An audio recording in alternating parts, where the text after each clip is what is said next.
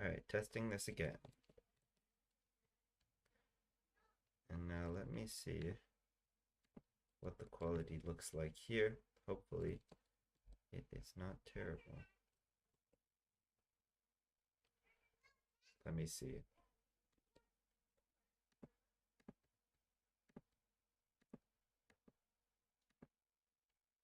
There we go. That is better. That works. Okay. So now let me get started with this. It's on parsers, parser combinators in particular. Okay. So right now I've gone through a little bit of it so far. It's saying the idea of a parser combinator. Well, first of all, parser is something that will take a string and turn it into some values that are not strings. Now, a parser combinator is going to take parsers and turn them into new parsers. So that's kind of the idea.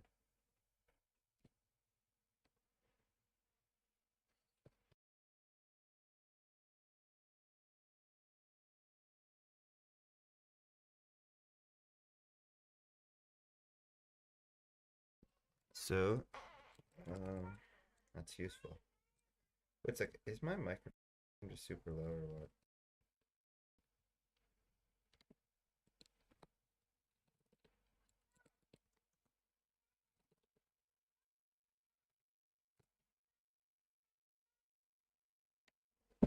Hello. Test.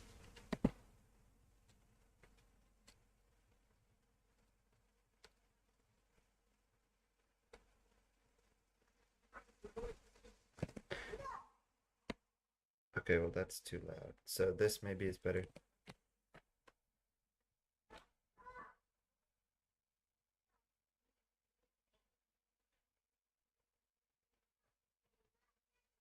Yeah, I think that's good. All right, so moving on from that. Let me close the window.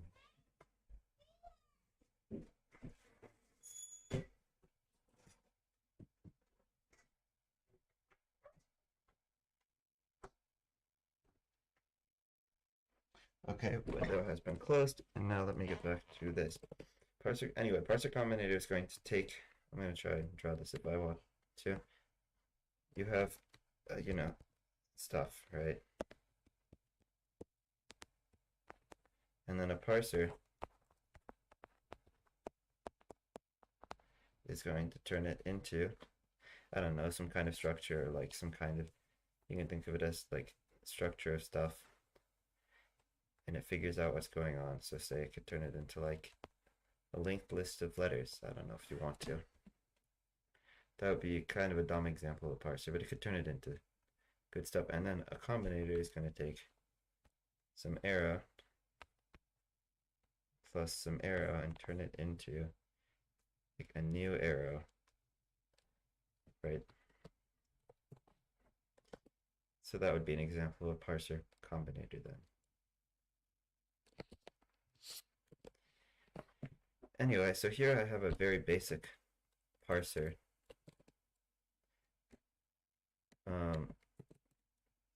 First of all, you could first make the parser combinator, which, I mean, yeah. You could first make a parser. So match high would be a function that takes in an input, this string, and it will return either, so here's the big thing, it will return something that looks like this, here. Now, result, the OK variant is going to be a string, which is the part it hasn't parsed, and then the element, which is what it has parsed and turned into a new format. Now, it will either return that or it will return a string, the error variant, representing that it failed to parse it, and here's your string back, kind of. So you would do something like this. In this case, the data it returns is just going to be an empty tuple, so it doesn't matter. Right? So match input dots split once.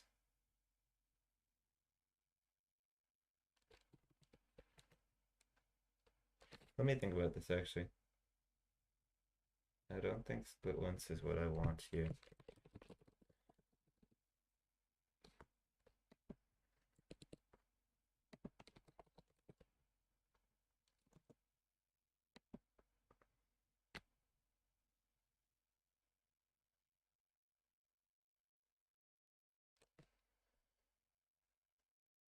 If input that starts with high,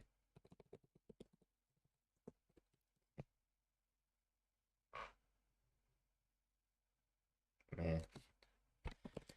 Okay, well this is how it does it here. You can do that, I suppose.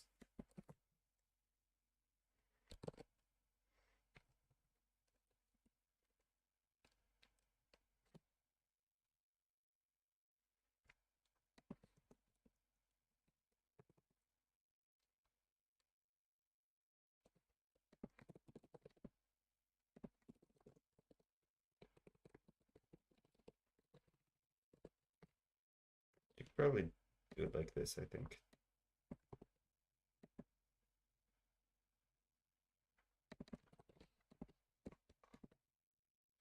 If before is empty, so you want before to be empty. Or better yet, you could just bang.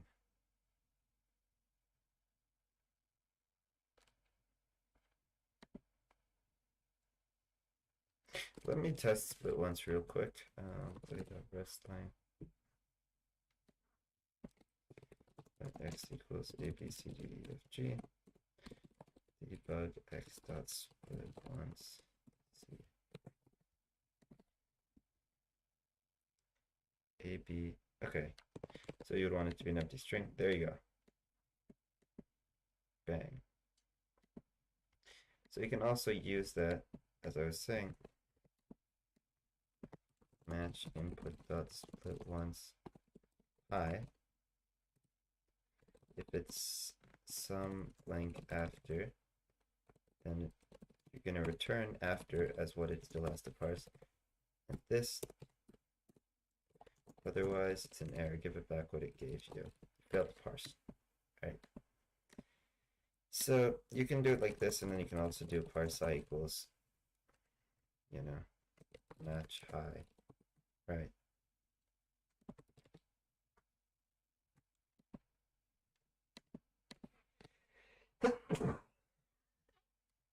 And there you go. So you gave it the high. Okay, well, this, for parity, this should be this, but you gave it the high. For the first case, it took this stuff out, and then now it's dealing with the rest of this, right? And you would expect this to also fail, so this doesn't start with that, right? With the old way, if this was this, I believe this would actually work for the second one, which would not be what you want.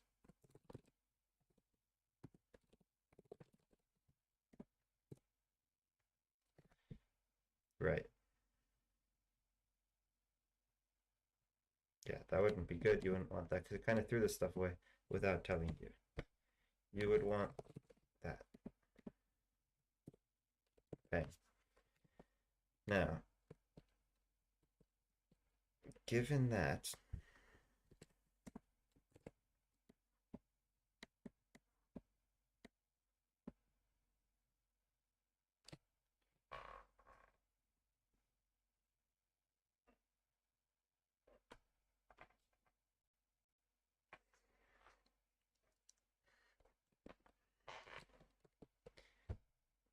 there's a function we've made now. Is this a parser combinator? Actually, I think it is. No, this is not a part. This is just a parser creator or function. Oops, a bit far. Function that creates parsers. This is, you know, parser, right? You could even do this if you want. Parser equals bang. And now this just returns a parser. Although it's not going to be happy about that because of reasons. But anyway, it takes a static string. Got to be static, otherwise it'll kind of yell at you, I think. Right. Then gives you a new function which takes a string and gives you back all that stuff. So if you match literal height, yeah, this makes sense. So now I guess the basic would be or, right? We feed it the string, right?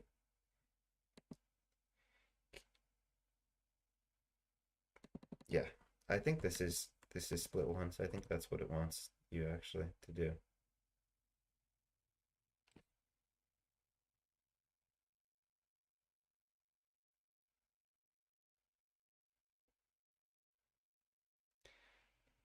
All right, the element name now.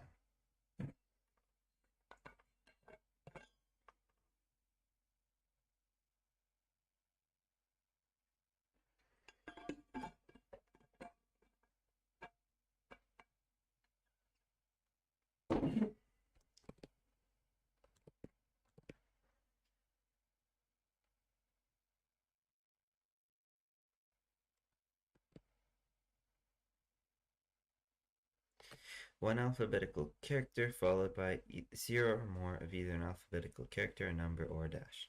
Right.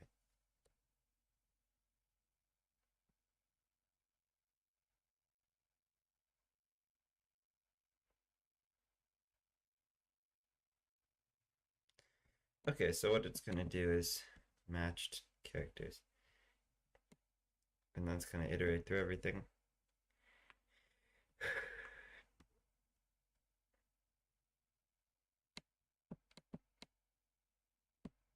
Otherwise, it will break out of this loop.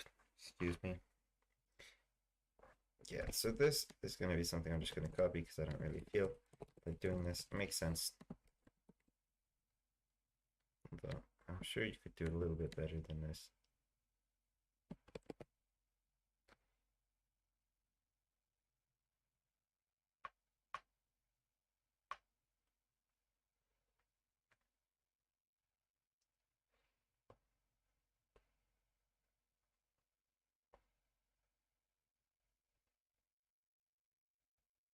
Wait, so this time you're going to return a string in the tuple.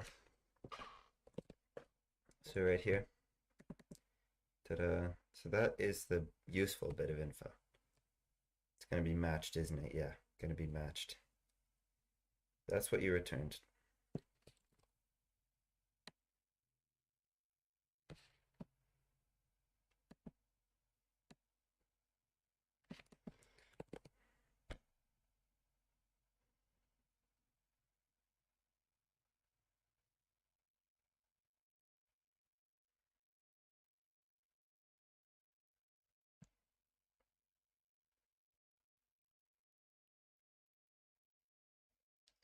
Check if it is alphabetic.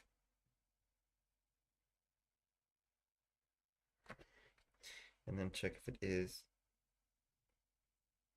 It either is alphanumeric.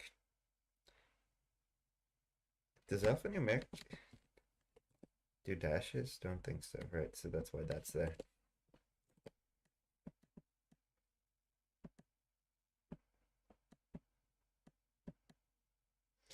Yep.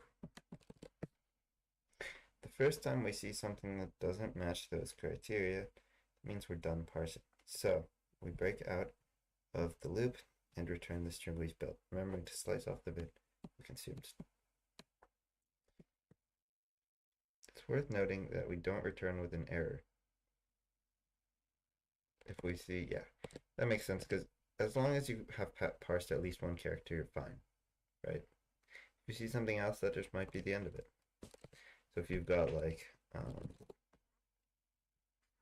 let me think here.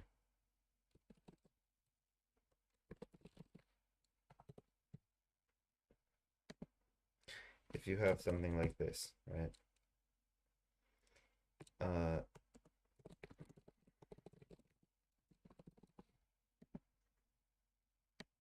Bang.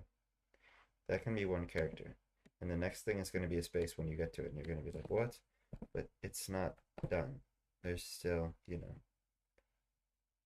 it's not like it's invalid syntax. It's just that you're done with the tag, and it's a short tag. But if you get this, that's a problem, right? You get a problem there. Or if you have something like this, right, that's a problem.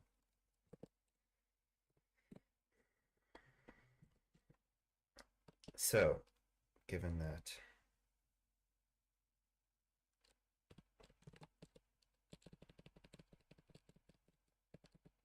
given that,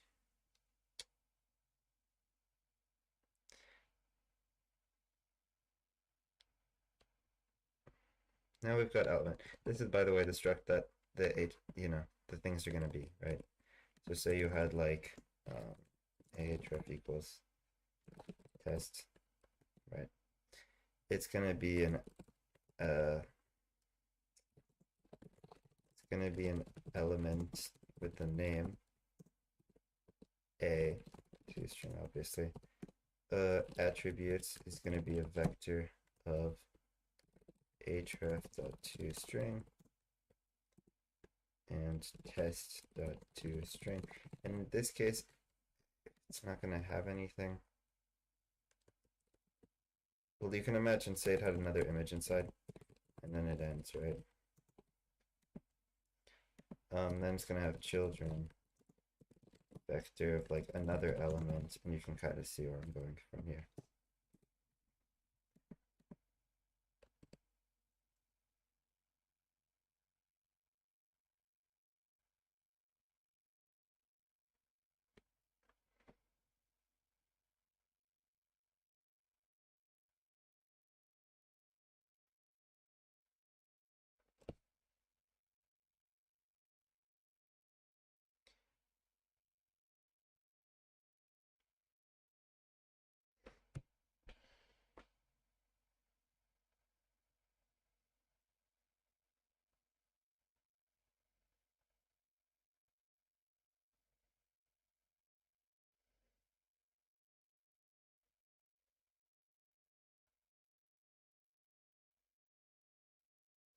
Right, so now this is where you get interesting because you have pair.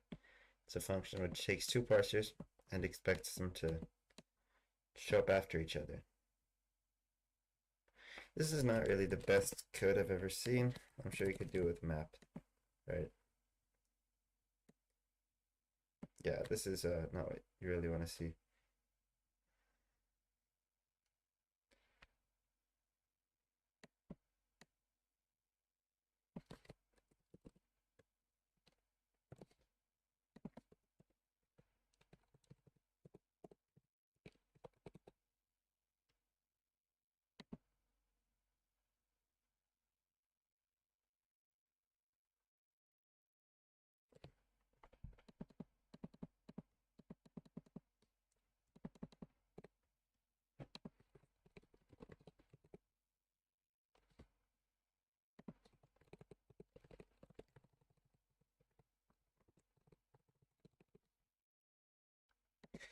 This is not going to be a lot of fun to fix the syntax errors on that for sure. Probably just more parentheses.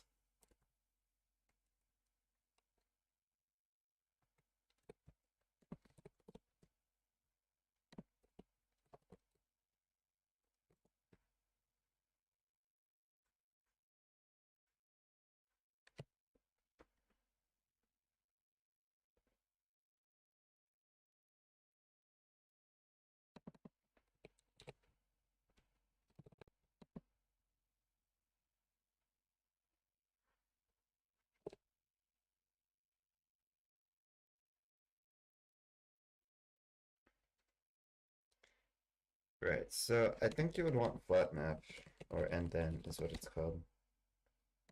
There you go.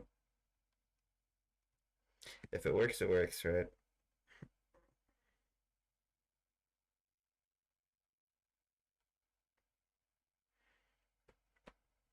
I think so. I think that's fine.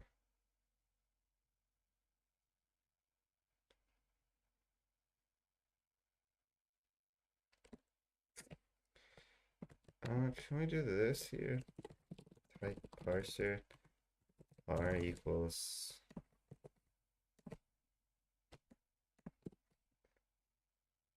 dime.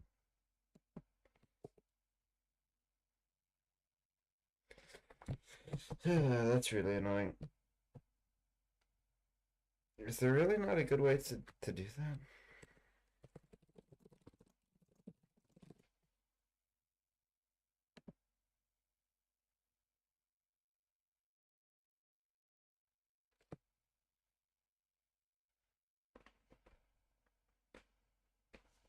Is there really no way? That is pretty bad. I might just do this in Scala to be honest, because this is a complete pain.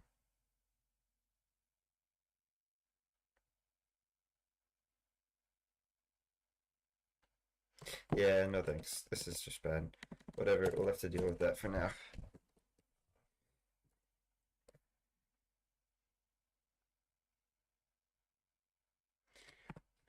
I really want to try this in Scala now, but whatever, it can wait.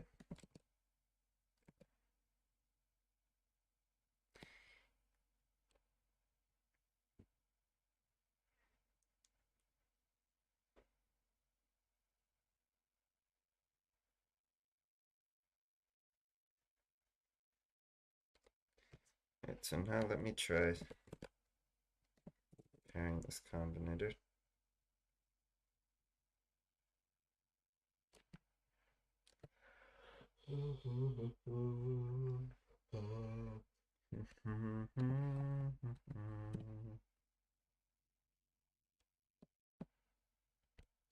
Let me just put this here. So pairing the literal and the identifier, right? You would expect, right, tag opener of my first element to be equal to my first element.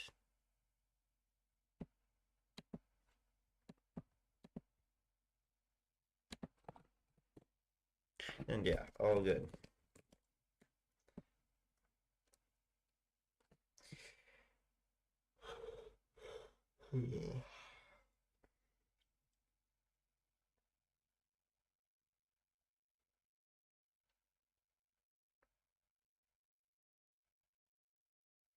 Right, now you want map.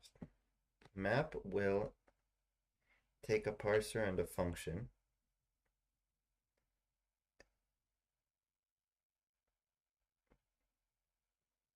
Yeah, so P is a parser.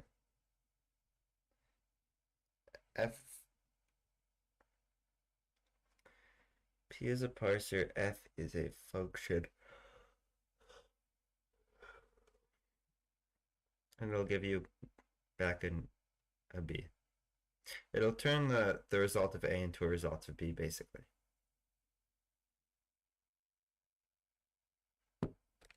This also makes enough sense. Although this is definitely some clunky code.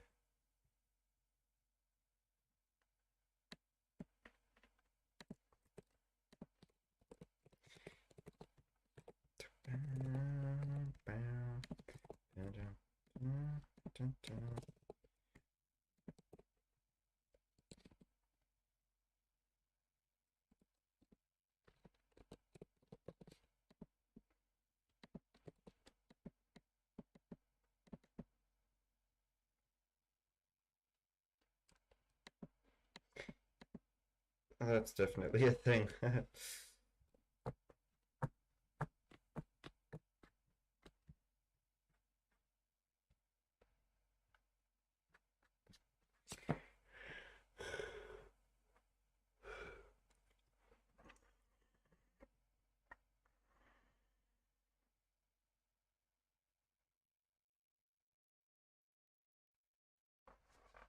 Right, functor.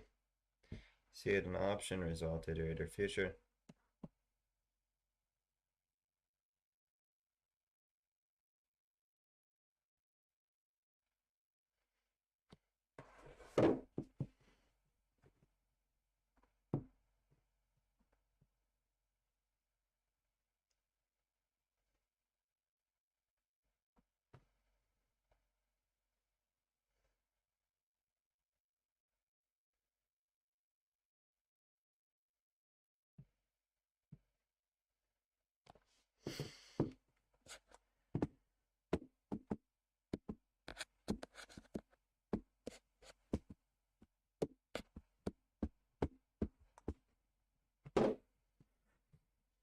Okay, so now it's going to make it a trait.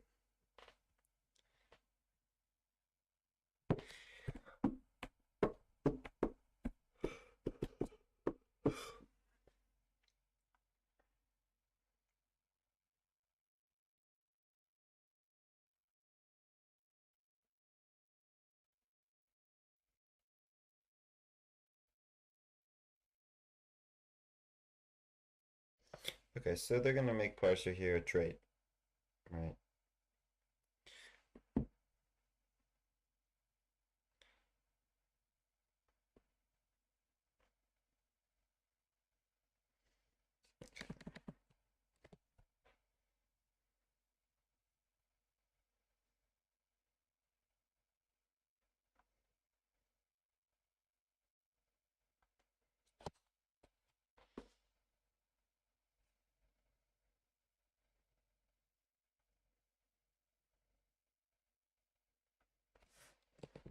Okay, so that's useful.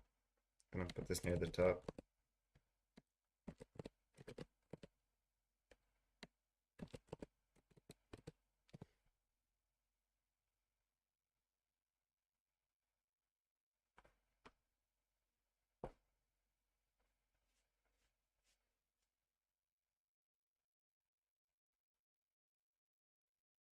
A lot of lifetimes going on here, which is not that fun, but okay.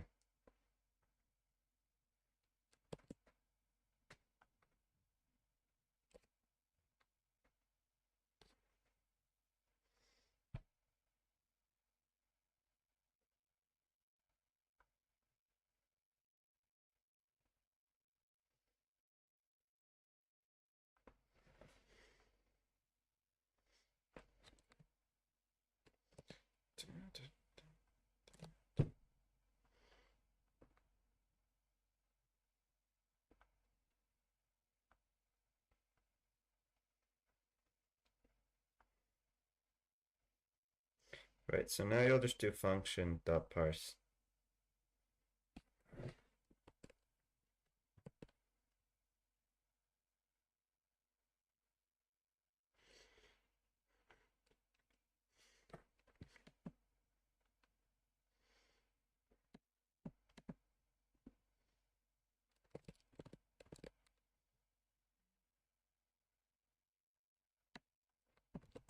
So we're going to rewrite some stuff.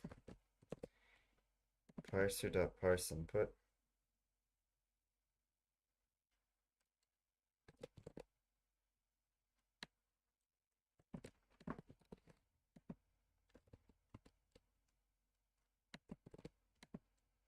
I think the only thing that actually changes here is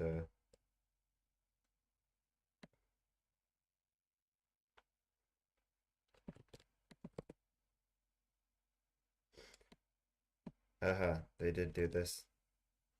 So that's just a bit early to the party here.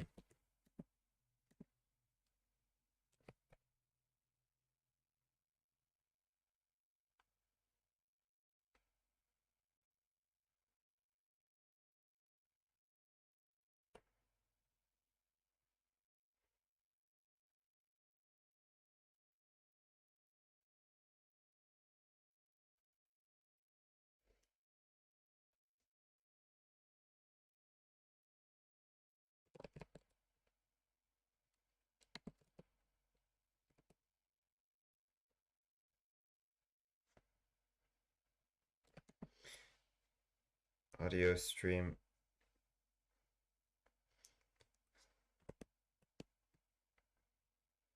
Okay, what?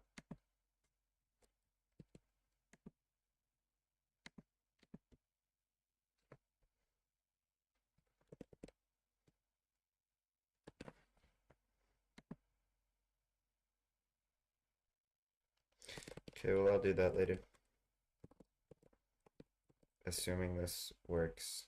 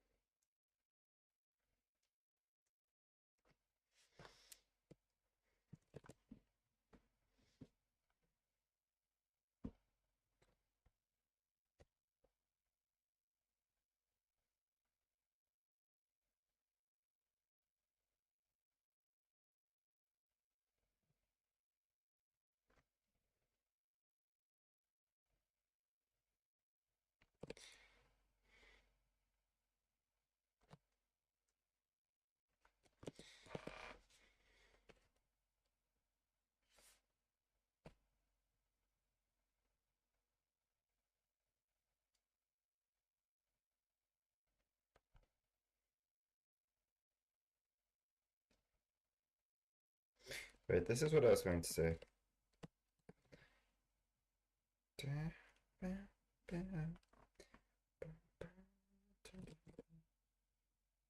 Do they use split ones? No, they do not. Yeah, well, I should just type check. Guess not. I guess you gotta tell it that it's in. Yeah, this is the issue with Rust.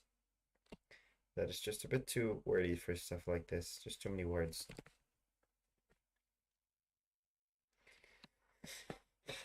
With parent map, okay, what exactly is left and right? Left takes two parsers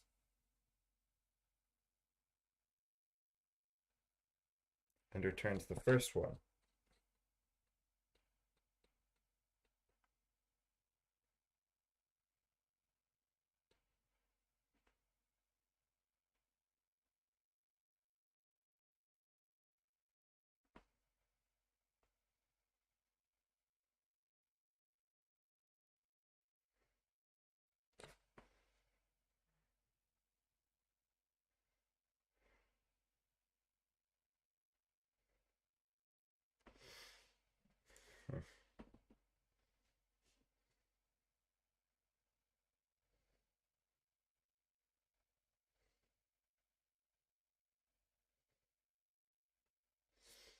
Okay.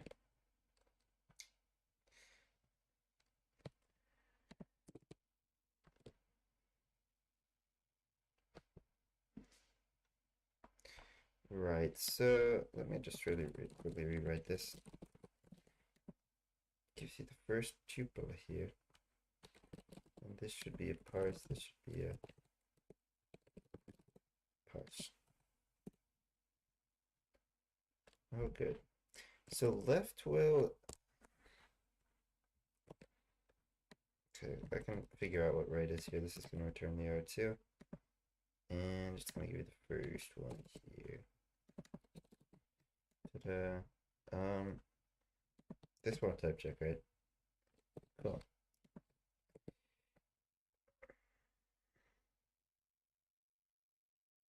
I don't... Where did they mention left before this?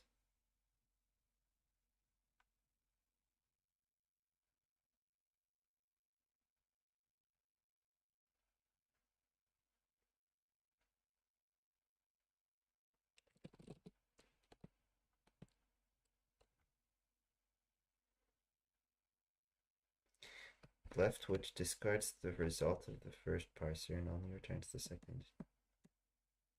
And right, which is the one we wanted to use in our example above, because it discards the right. Okay. So here, right is what you'd want.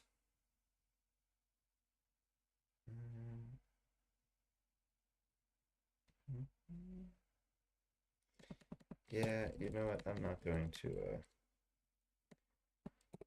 worry about that. Okay, debug that. And yeah, you got my first element, and it'll throw away that first part. So that's kind of good. That's what you'd want.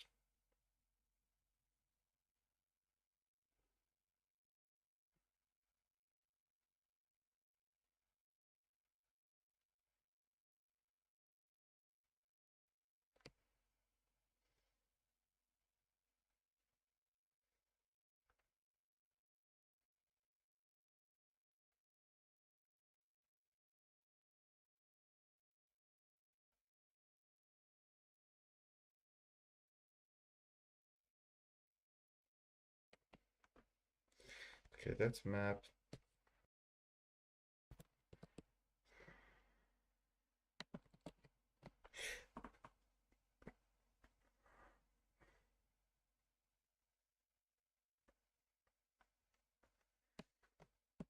Right, so this is exactly what we just did. Now, one or more.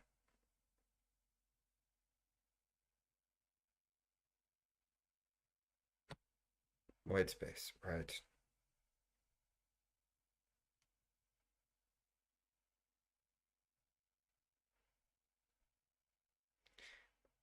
This seems to be a good time to think about whether we could write a combinator that expresses the idea of one or more, where the parser.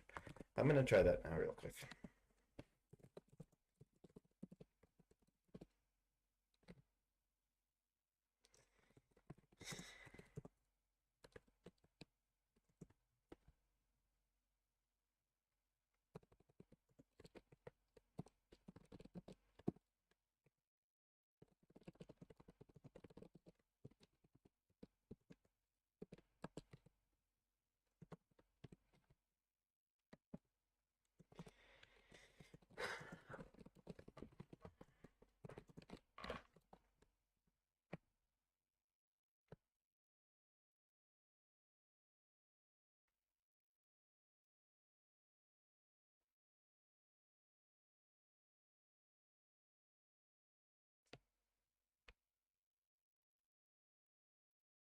The question is, should this be like a vector type thing? Is what I'm not sure about.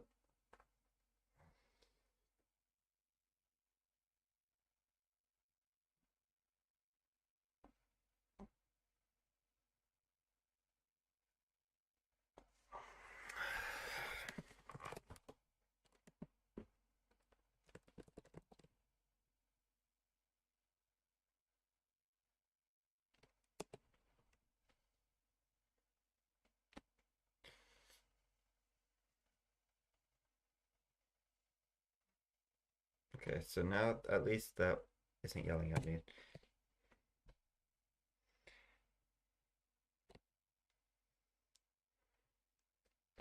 It's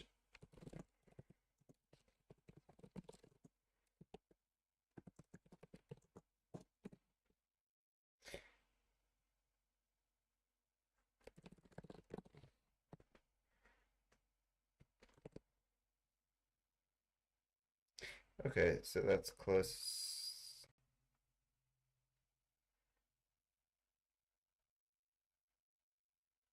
Right, it'll return a deck of ace. Okay, well that's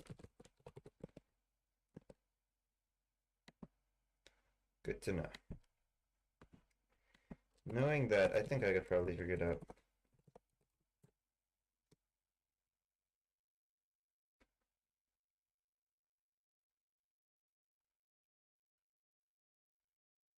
I don't understand why the input needs to be mutable. I'm not seeing it there.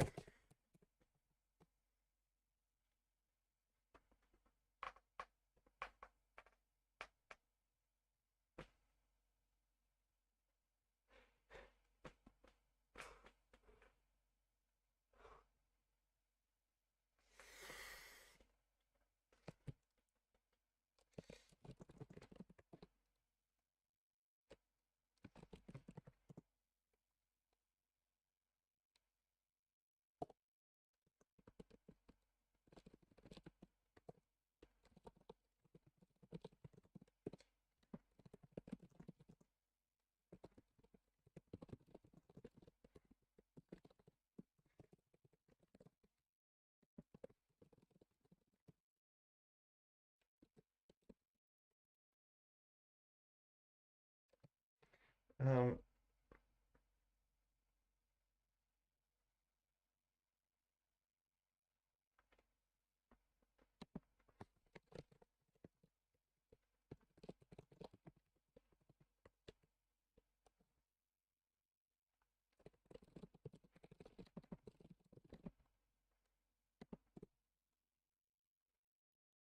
right, now I see why it did this. Leftover. Otherwise, return an error of the input.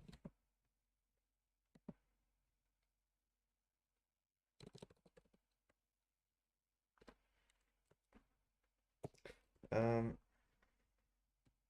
yeah, so far all good. Then you're just gonna do while let okay leftover res equals parser. So basically the same thing here.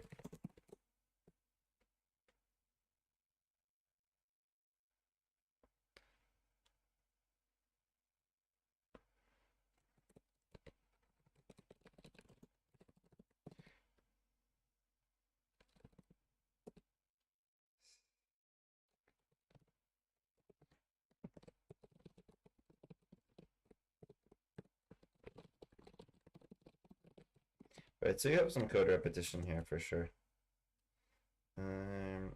Matches, bang.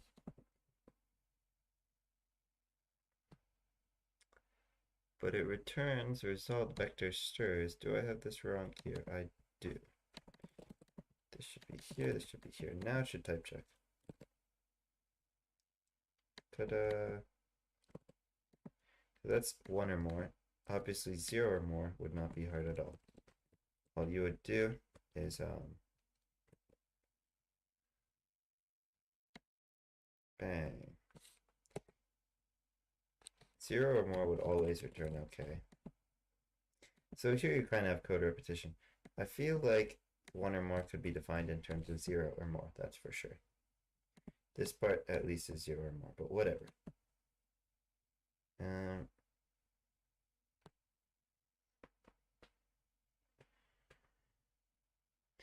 Yeah, that's good enough.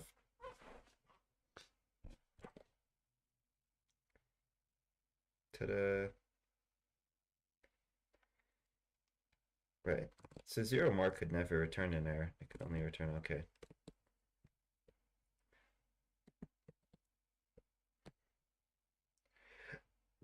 So now we can test these things. Let scream equals a. 1 or more a's.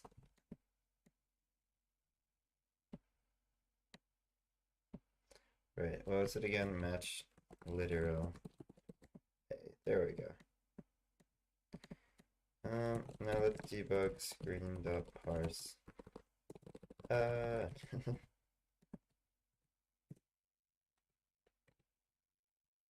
What's the issue here then? Found.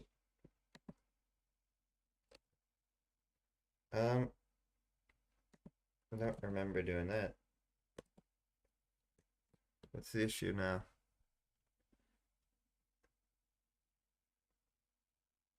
Ah, there we go. Right, so it worked, returned a bunch of nothings, that's for sure. If I do this, that'll capture it and give me a bunch of A's, will it not?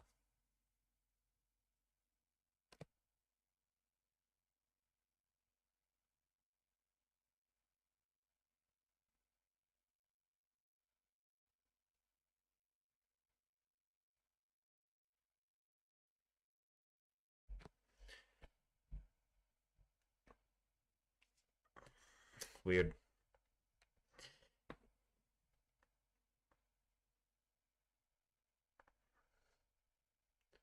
Why doesn't that work, the 1 or more identifiers? Because that's just a parser which returns. It's true.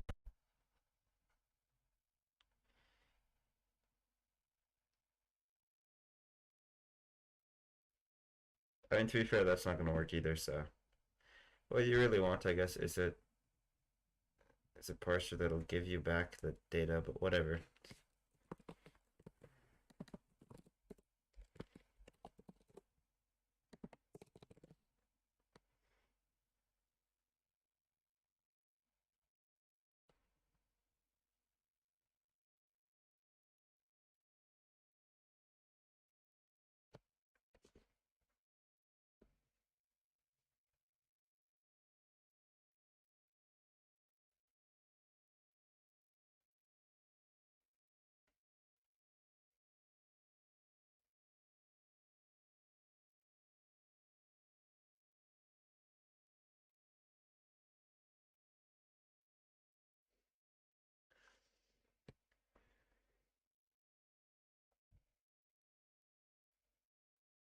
This is interesting.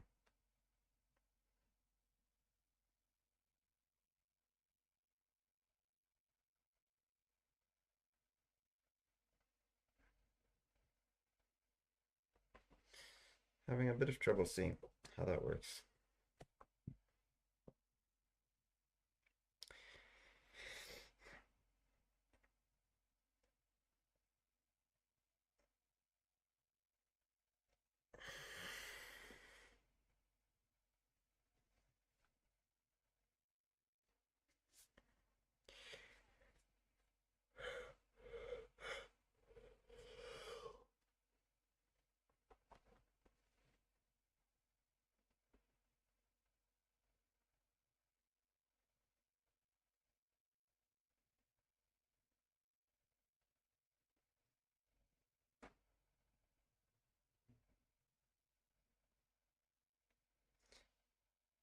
Okay, this is kind of cool. I might do this later.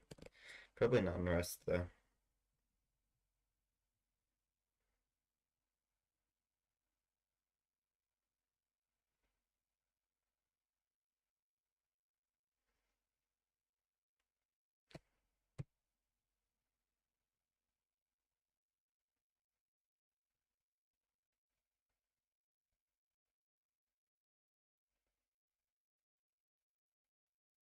Predicate combinator. Right.